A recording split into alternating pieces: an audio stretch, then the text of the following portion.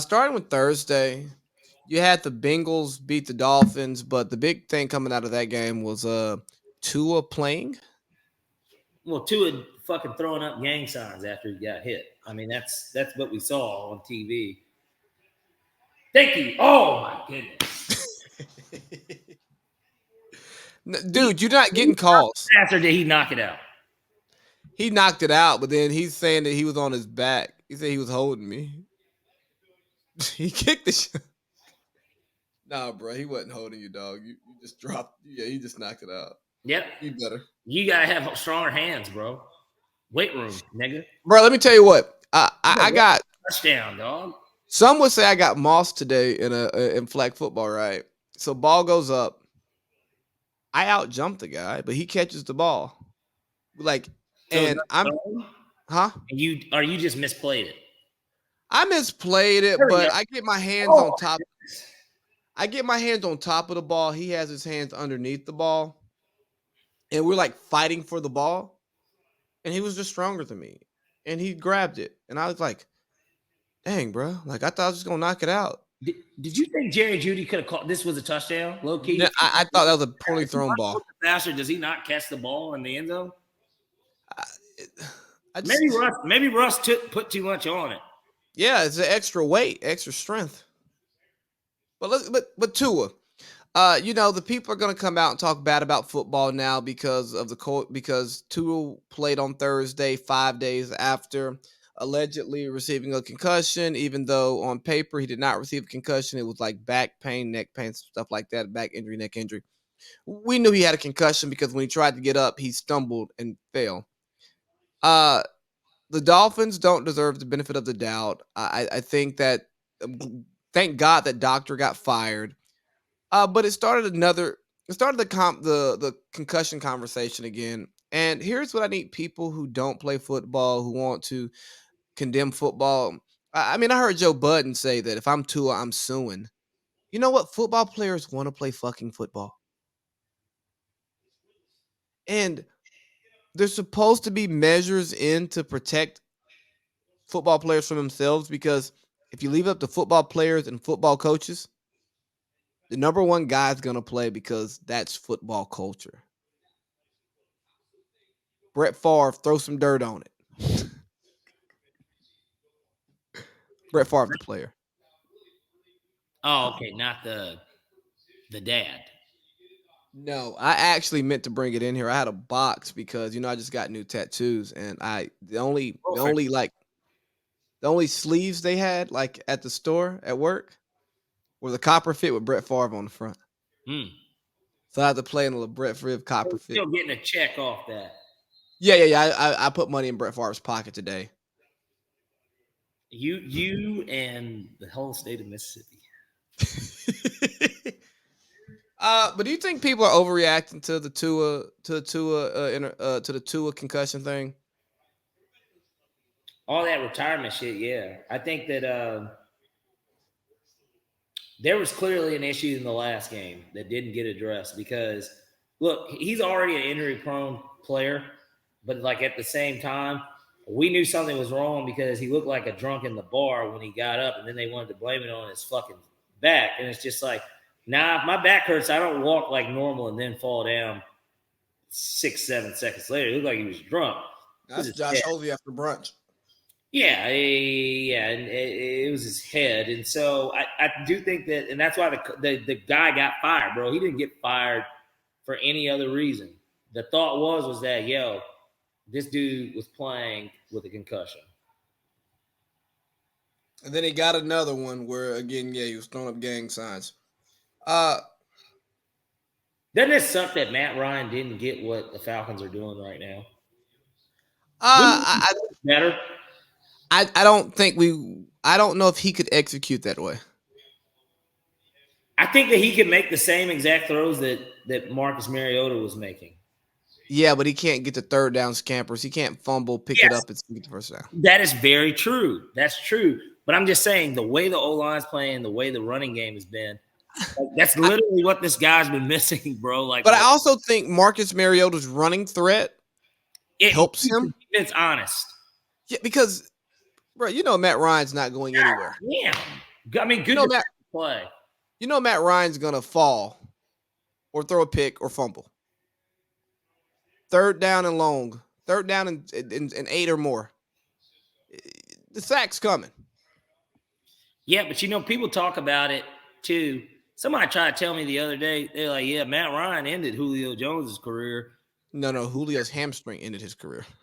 Exactly. And because he was fucking breaking down with Matt anyway. He was already breaking down. But his theory was that, in which at that point blamed Dan Quinn and Mike Smith, or better yet, those weren't the offensive play callers. Blame Kyle, blame Cutter, blame Kyle. You don't blame Kyle for anything.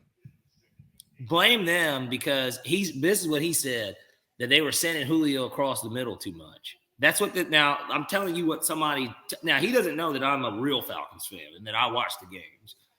But he says that Julio Jones went across the middle way too many times. No. Julio. A lot of Julio's catches were always outside of the numbers. Let's start there. Typically. And he didn't even start lining up in the slot until Kyle got there because Kyle's creative, but it wasn't. This guy's an idiot. You know, he's the same guy who says retire Mike Vick's jersey. Matt Ryan wasn't good. Yeah, he literally said Michael Vick was the best quarterback the Falcons have ever had. And I said, oh, okay. Yeah, just like Cooper Rush is the best quarterback on Dallas's roster. Dallas is he's got the highest winning percentage. I mean, Cooper Rush is one of three. We go by these weird ass stats. Do you think there's a quarterback controversy in Dallas? No. Okay. We had that conversation earlier. No. I bet the Steelers will be looking out for him next year, though, right? We'll see what Ken Pickett does. I know. I keep trying to tell you. It's just like, hey, man, he hadn't even played yet. Like, can we give him a chance? Like, and he threw 3 picks, but they weren't bad picks. Well, and he's a rookie that got thrown in to get the spark, right? We know that it was a spark move. It got the crowd energized because they're in Pittsburgh. Peyton Manning's probably like, man, I can't believe he's probably thinking to himself, this game fucking sucks. He's like, boy, they look like me my last year. Basically. Let's see. Our frisky Lions scored 45 fucking points. God damn it, Russ. It's frustrating, man. Like, can the motherfucker just get me if Russ can get me 15 points this week, I'll be all right. Like, give me a TD, man. Give me a TD in like 30 yards. Come on. Like, it's not looking good. It's not. And that's why it's just I can't believe I'm going to be a 2-time loser. Not only is my fantasy team not going to get the win off of it, but then Matt can't even give me the satisfying win of I told you so to like motherfuckers. So what I think is catching up to Russ, and I think this trend's going to reverse. Bro, I think it's the play calling. Play calling doesn't get balls batted down. I don't think he's in sync. No, he's not, but I don't think Russ has ever been in sync with a play caller since he's been like an elite quarterback. Because his OCs keep getting fired. Name a Russell Wilson. Yeah, but we got to think about who his OCs were too. Bad? Yeah, I wouldn't. I don't think any. Is what's his face the OC in Jacksonville still? Probably not. I know he was with Herb. Herb picked him up, but well, that. I'm a cop, and you will respect my authority. Let's Coach Herb.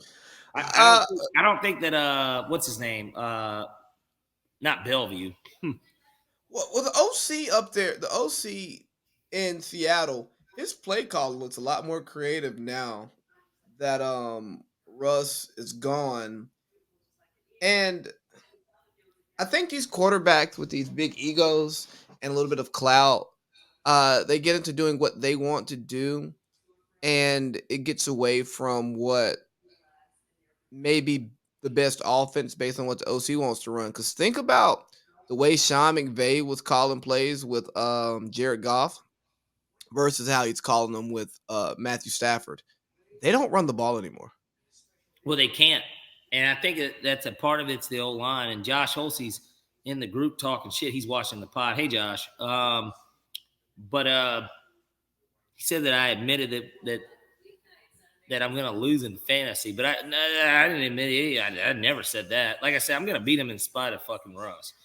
But nonetheless, no, I think that a lot of this stuff, it does boil down to, and this is why a team is so important. I mean, if you can't run the ball, you become one-dimensional. And once you become one-dimensional, if you don't have a ton of tricks for that one dimension, you're fucked. And with the Rams, for instance, Matt Stafford's got tunnel vision to two guys, Cooper Kupp and Tyler Higbee. Bro, he has he's not. He doesn't throw the ball to anyone else. That's who Matt Stafford is. He was. Yeah, and that's who he was when he had no run game in Detroit all those years. It was Megatron. Kenny Galladay got a payday off of it for like 2 seasons. For the 2 seasons he put in Detroit when he was healthy. Golden Tate, I guess, was probably getting the ball a little bit too. But like outside of that, who the fuck was he throwing the ball to? AJ Green in Athens. Yeah. Bro, like, and Muhammad Massaquoi was there. Yeah, Muhammad Massaquoi too. I just think Sean McVay got the quarterback he liked, and he got too cute. And then Matthew was also like, "Hey, dude, like I want to throw the ball. Like I gotta do this, I gotta do that." And dog, Matthew Stafford, you're not him. That's not you. Just like Russell Wilson is showing, hey, that run game that Pete was trying to establish, maybe he knew what he was talking about. Well, you want to know who's making the most money off of Matt Stafford these days? Odell Beckham. He is showing just how valuable he was to that team. He's obviously we saw even in the Super Bowl before he got hurt. I mean, he was on his way to being the MVP of the game is what was going to happen. But like, remember, I talked about it here when Jalen Ramsey was asked about his top 5 receivers in the league. He put OBJ in there. He didn't put Cooper Kupp in there. He practiced against both of them every day. Like, people trying to act like Cooper. I just can't get with Cooper Kupp being the best receiver in the league because he's not. I think he's a very good receiver. I think he's a good receiver. I think he's great. I do think he's a great receiver. Now, does he have to be the best in the league just because he had the Triple Crown and Super Bowl MVP last year? No, but like, I think Tay Adams is still the guy. Yeah. But as of today, like he's still the best receiver in the league. But man, I mean, a healthy Odell, I think he's up there. Would you pick Cooper Kupp over DeAndre Hopkins? Today, yeah. I would. Today, yeah. It's not about stats either. I would just take him over him today. I just think Cooper Kupp probably deserves a lot more love than he receives. Yeah, but I just think about what Marshawn Lattimore does to him, and I just forget about all the other stuff he does. I mean, it's not fair. Obviously, Jamar Chase and Justin Jefferson are. Jamar Chase ain't doing it right now. I know it was just one season, but boy, what a fucking season. For the first year, bro, what a season.